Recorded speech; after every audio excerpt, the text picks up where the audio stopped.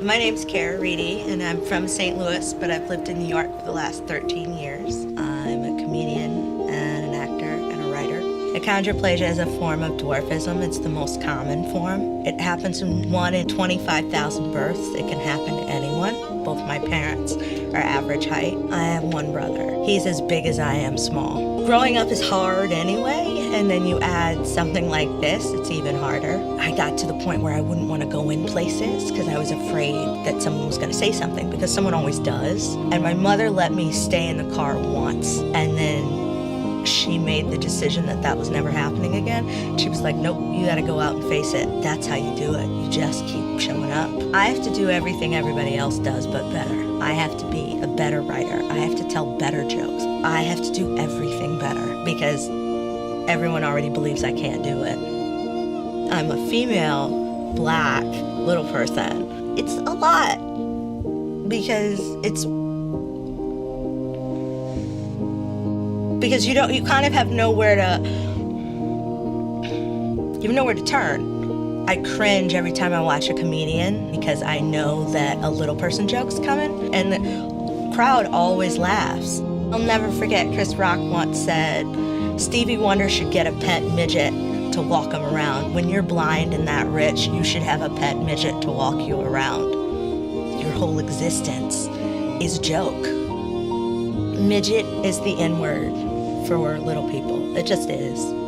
There's a bug that's called a midge, and that's where it comes from. So basically you're calling a human a bug. I had a mother once. This mother pointed to me and went, oh my God, look, a midget, look. And I was literally like standing right there. And I said, that's super rude and really inappropriate. She was like, well, damn, I just wanted them to see you because they'd never seen one before. I said, one is a person, I'm not an it. I get a lot of look at it, look at that midget, not look at that woman, look at that midget. Is sex regular? Do you have knees? Have you ever had sex with a regular person? Do you think that I live like in a hut with my 6 friends? First of all, we're in New York. Where would I get a hut?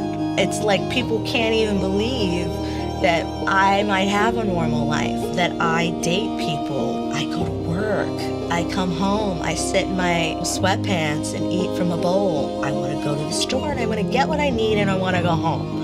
And maybe I don't want to have a conversation about why I can't reach the butter. You don't have to have a conversation every time you want to get butter. I do.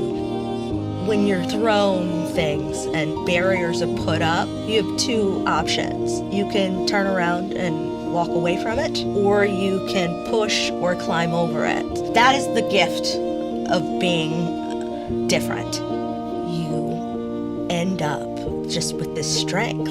Yeah, I go and cry.